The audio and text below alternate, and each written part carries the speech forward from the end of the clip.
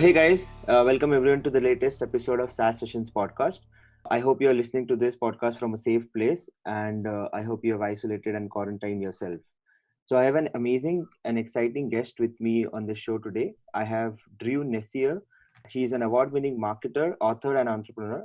He's also the founder and CEO of Renegade, a New York based marketing agency, as well as he's the author of the CMO's Periodic Table, a Renegade's Guide to Marketing.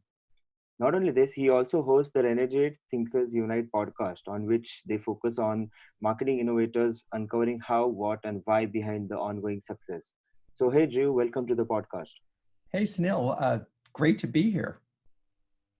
Wait, tell me about you, Drew. Like, where are you based, and answering the burning question, like, how is the coronavirus situation in your locality? I live in New York City with my wife and dog. We've got two kids who are all grown up and also live in New York City. And I would say this is New York City it feels like a ghost town right now. People are adhering to the stay at home spirit, and it's a little bizarre because if you go out to walk the dog, there are very few people on the streets, and that's a good thing, but it's a very strange thing. I can see. So so in this whole pandemic, right? So you being into the marketing industry since about like 27 years, so you have seen a lot of such situations, I think, I guess. So what does these pandemics and these crisis situations mean for marketers? Well, first, I have to admit I've actually been in it for 40 years. So Oh, okay. you I just took meant some no, you just took some age off of it, which I appreciate. But so the tendency is to want to make this crisis feel like other crisis. Obviously, here in New York, we went through 9/11, and that was a traumatic moment. My agency at that time was quite young, and we could actually see the towers just from outside our office. And it was indeed a traumatic moment. It was my first sort of introduction to how leaders step up during crises. But this, I learned a lot from that, both as a leader and a observer. But I have to say, this is quite different than 9/11. And I see it as Right. different because for several reasons. One, this is a global issue. And this is one that, whereas 9/11, it was traumatic and horrible, and the city came to a close. It was just a moment in time. The challenge with the coronavirus is we just don't know how long this is going to go on, and the lingering impact economically is frankly far greater than 9/11. So the level of impact that this is having on not just marketers but everybody there's just no comparison to anything in our lifetimes. Right. So not sure like how many times we have been in this situation, but I think like the coronavirus has got all the world talking about like one same thing in like a really, really, really long time. What do you think about I think that's true. I think that this is the one topic that unites us, and it's sort of ironic because it's really reflective of the global world that we live in. If you ever wanted to deny that, this is proof that we live in a global village, and we're all in this together. And there's so many issues that we face on a global level, and this is certainly one where a concerted global response could have helped us all. So I think there's going to be a lot of lessons on a geopolitical that people will live on. That's not my area of expertise, but I think so. I think the other point that you're making is interesting, is that one thing I'm noticing on a corporate level and on an individual level is an increased empathy in a place which was really absent at least in the conversation in the United States prior to this. And I'm getting also, I don't know about you, but I'm getting texts and phone calls from all sorts of people I haven't heard from in a long time. And everybody just saying, "You okay?" and "Take care," and is everything all right? And I think that basic human empathy is a wonderful thing. It's a shame that it takes a crisis like this to bring it out. Right. I think during times of these such situations, people forget, like, people forget the borders, or people forget the countries, or sort of that the world has created, and they just unite as like humans, as just like you said. So like, and this is like a once in a, like, in a long, long, long time, like, situation. And so many people would not be, prepared for this situation, obviously. So how do you, like, as marketers, like, there who is always be looking out for some of the opportunities from some such situations. So how should, like, a marketer take an advantage of this situation without exploiting the situations? Because I think this is a very critical topic as of now for marketers to touch. So there are a lot of companies I've seen, like, who's doing some things on this topic, and some companies who are totally avoiding this topic. But you I think you are, like, all companies are in that stage, like, you have to touch the topic without touching the topic, right? And without hurting some people's feelings. You have to still run the campaigns, you have to still run the business. So how should, like, marketers go about building, like, a contingency plan, because they have not been through these situations ever before, and they've not experienced what works in such situations, what does not work. And again, you being in this industry for long, and I think you've seen some of the situations, like you told about 9/11, and like few more, maybe, during the some recession crisis in the US, and some other situations as well. So how do you go about, building, Well, like, a contingency plan? yeah, I think this is we have to. That's a big question, and it's a great question, and I don't know if anybody really knows the answer, but let's break it down. I think Uh-huh. there was the immediate response, and I think Right. that in fact that was pretty clear what everybody needed to do. And just about everybody has done that. In fact, it's sort of old news at this point. But the immediate thing is take care of your employees, your customers, and Yeah. anybody in your community. And so that meant building your remote workforce. And for some companies, that was really easy because they already had a large percent. And for some companies who had nothing, and I talked to a CMO last week who they had 100% in office workforce. So they Uh-huh. had no capacity whatsoever. And it took them a good 10 to 14 days to get the infrastructure set up. They needed a virtual private network that they didn't have. They had to Mm-hmm. get office chairs for people who were working from home. They had to set up Slack channel. I mean, they had just a whole infrastructure. And I think, everybody Mm-hmm. will welcome having a remote workforce now. And in fact, that there's a lot of talk of how this will permanently change the way companies work because they're suddenly realizing, whoa, we can actually do this pretty well. I do want to say I'm of the mind that there will be this swing to remote, but people who come back together and are actually working face to face, I'm ultimately convinced will be more productive.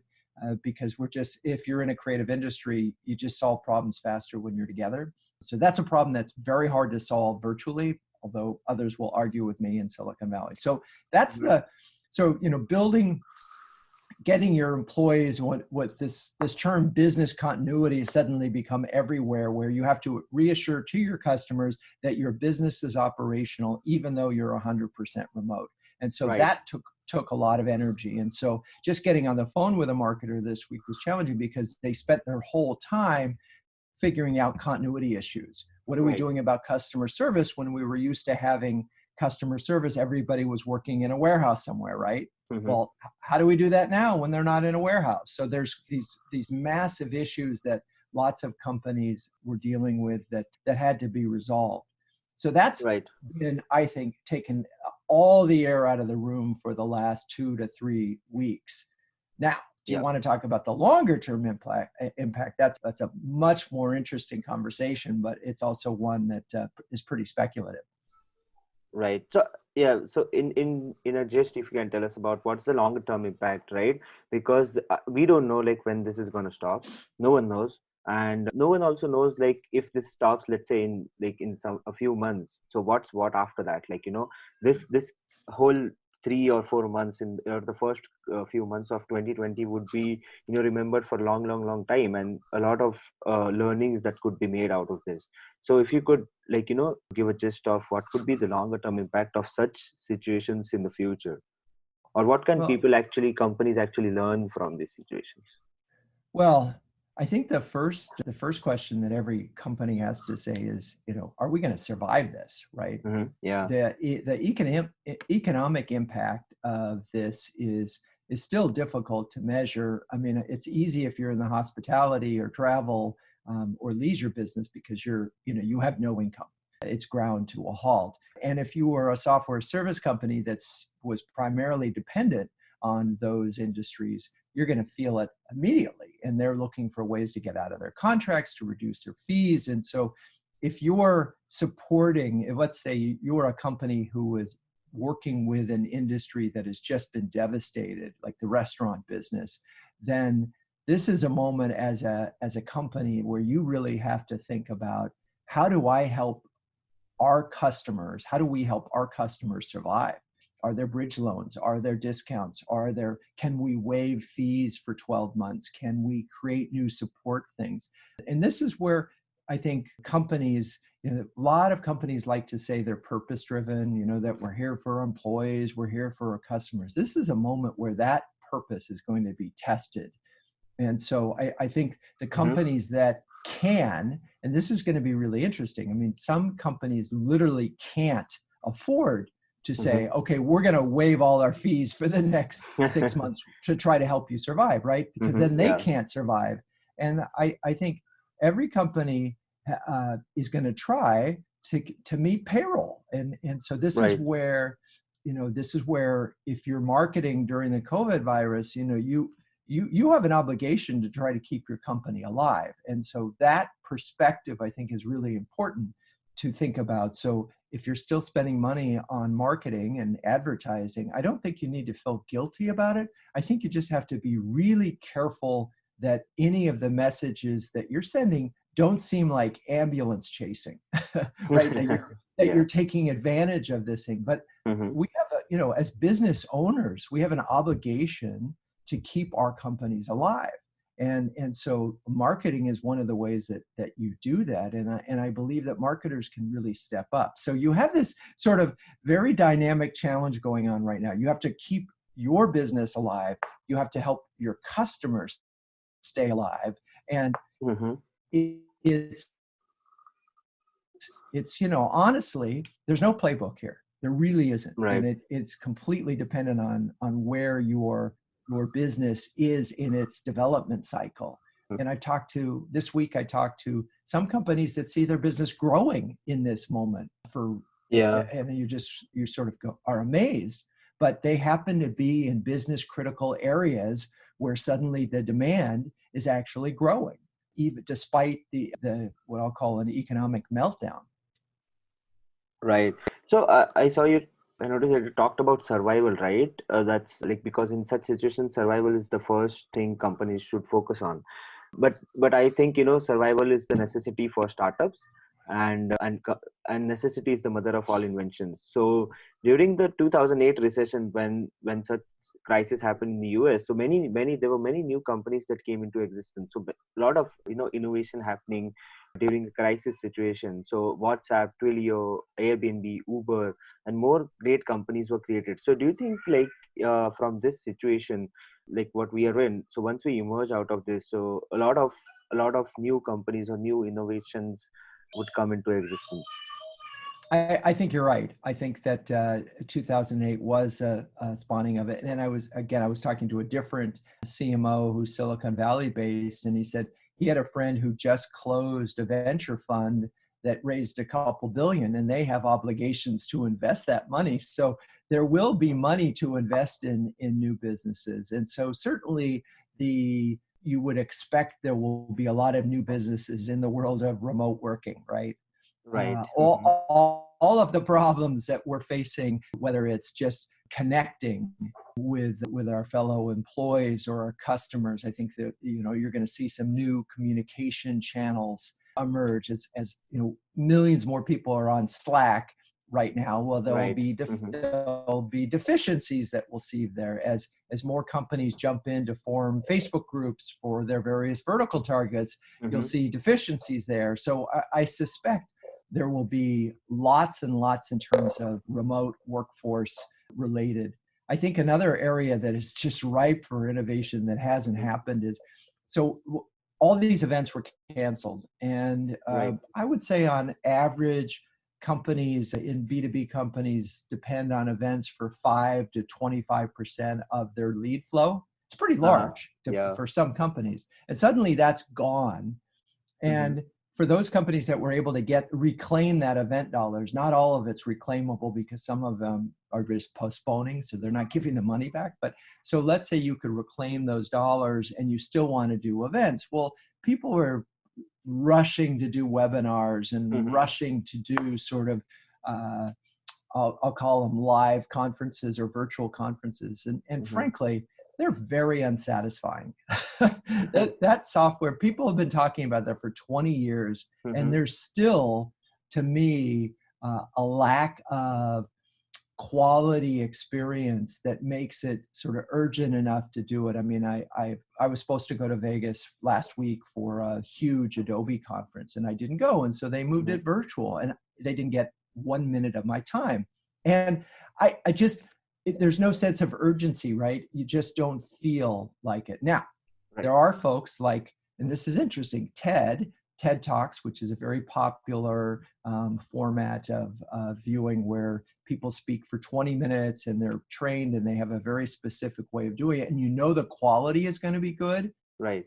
If somebody were to say, we're going to do a TED style conference and it's only available at this moment, Mm-hmm.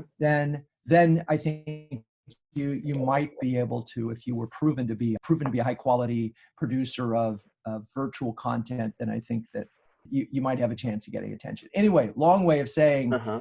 there's going to be a need for replacement for events, at least in the short term, and Mm-hmm. somebody's going to come up with some brilliant solutions there. Yeah, I totally agree with that. So, like, there are a lot of softwares or there are a lot of tools out there which allows you to move your event virtually. But again, as you said, like those are not mature enough to, handle or give that kind of experience that you get in like when you attend a physical event. And I think that was there because there was no burning requirement from a lot of companies. There's no demand for running virtual events since there's no such situations. But I think once we go out of this, there are a lot of companies who will be creating high quality tools and softwares for running virtual events, so that and most of the companies would even start one and then continue doing that on year basis or something like that. Well, So it's funny. I was thinking about that too, and I think most of us, it's like we've gone into hibernation, uh-huh. like bears in the winter. And I think that once this crisis is over, the demand and appreciation for events is going to skyrocket. Right. So to the extent that you could focus on that and come up with innovations to make those event experiences better and to connect them to digital more, I think Mm-hmm. will be where the real opportunity is. Because the last thing, after spending all our time indoors at our homes, the last thing we're all going to want to do in 6 months is keep doing that. Yeah, I guess so.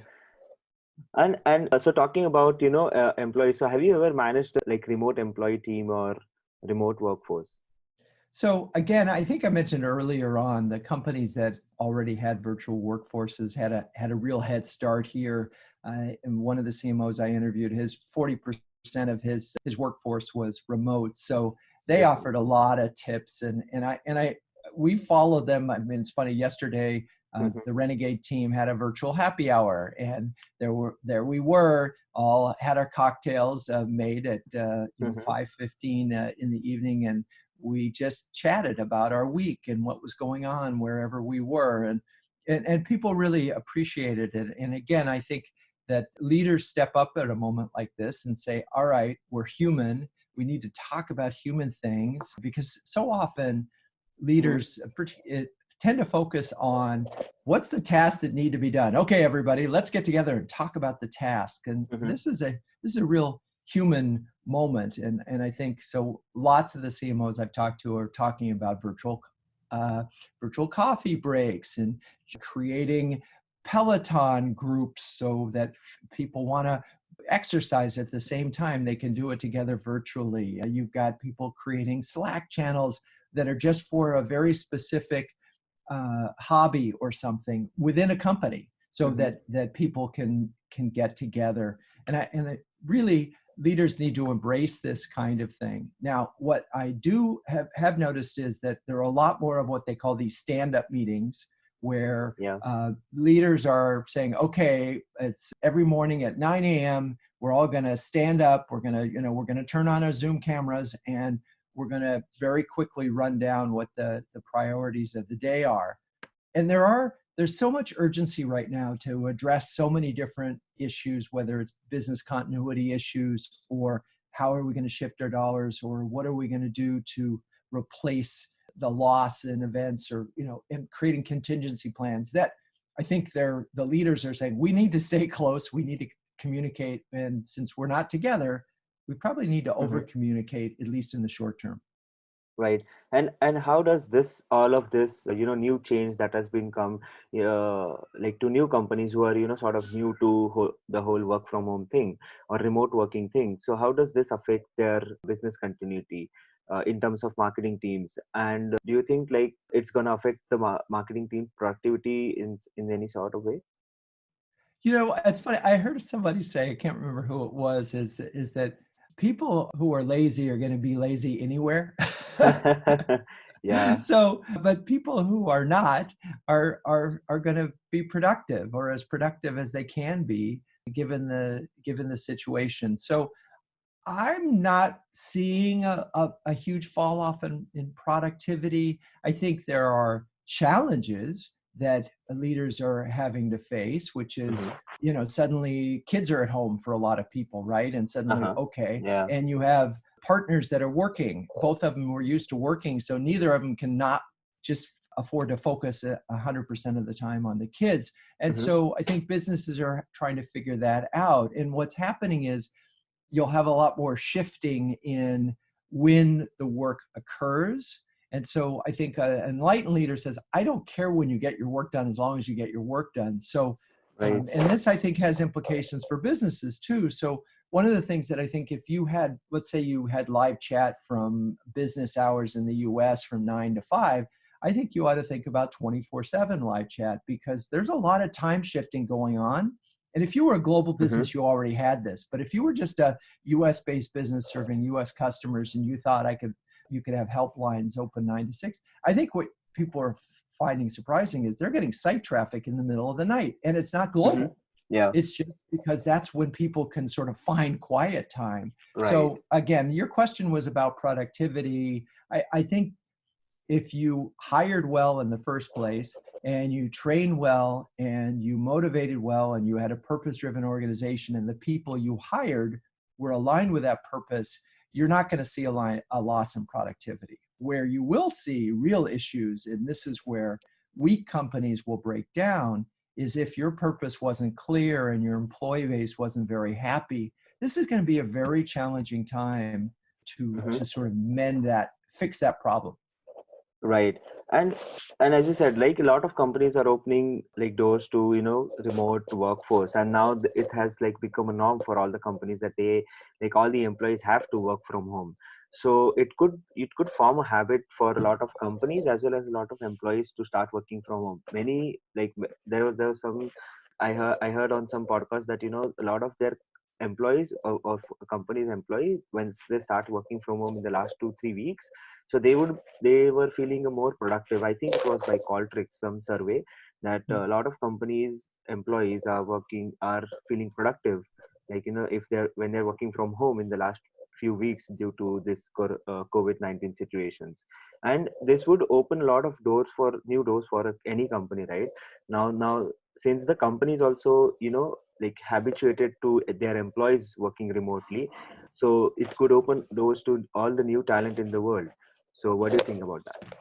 I think it's true. I think one of the things that companies forgot about, and in many ways, is training. And I think that there's going to be, talking about new business opportunities, is training people how to work from home productively.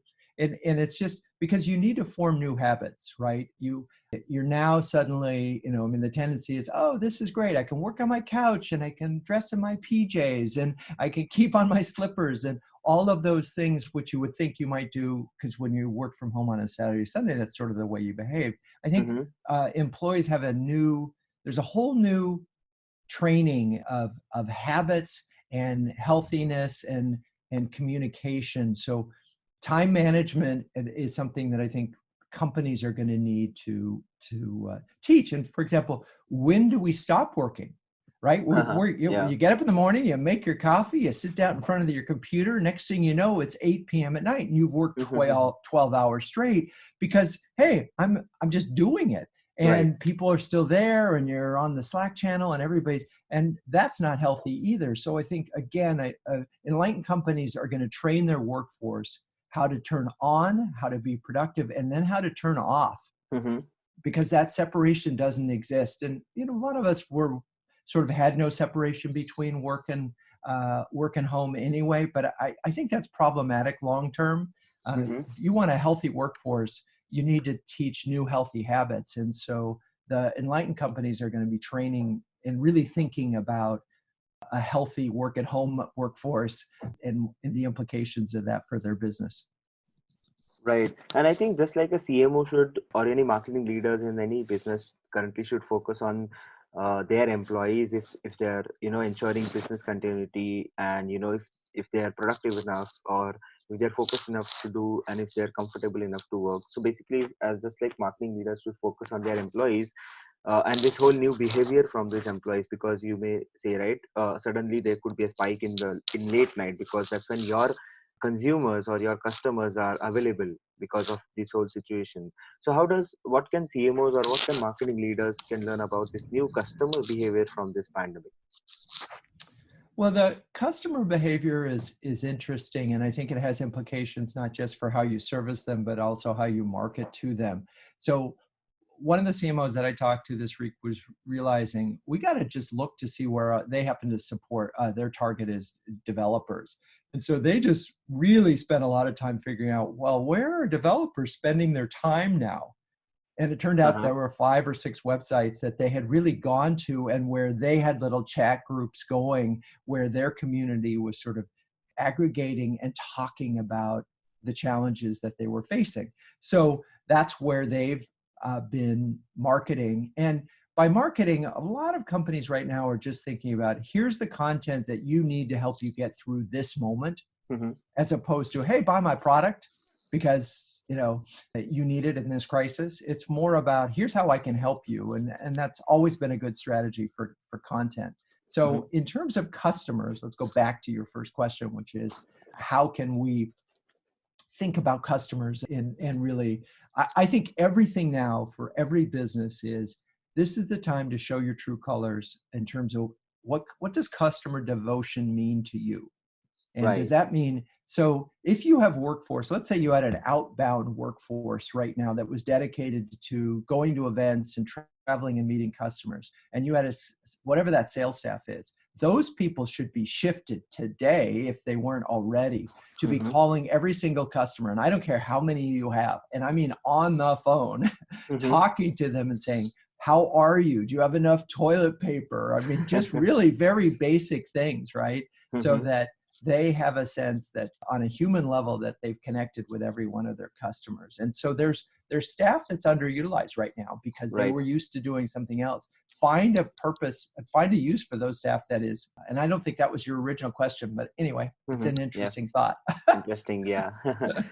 So I have like one situation for you, So imagine this whole pandemic is the coronavirus pandemic, and imagine you're the leader at the Corona beer company, and so how would you react in such situations? That's an interesting question, and I think I would really think about. I don't. First of all, I think I'd be doing a lot of research right now to see how people are thinking about it. And one of the things that, Corona is a brand that has a lot of strong fans, and it has a lot of moments. And I think they probably, a lot of their business was on premise, which means that it was drunken bars. So their business is probably hurt pretty badly right now. And I don't think necessarily that a strong advertising campaign is necessarily going to help them in this moment. So I think it's really for them going to be about, what do we do afterwards? Mm-hmm. when this thing is over. During it, I think they're kind of in limbo. Mm-hmm.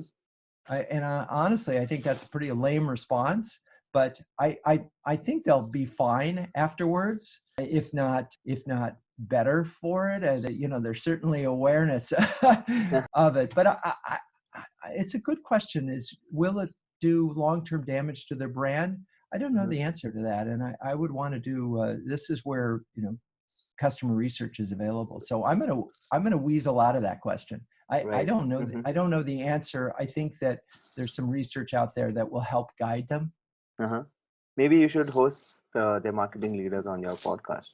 Ah, yes. Well, I have a feeling they're feeling tremendous amount of pain right now. Uh-huh. Yeah, but maybe after this whole thing settles down, you can talk to them about how did they tackle this, and they could create. I think they could create a good playbook about this situation. How do you go about this?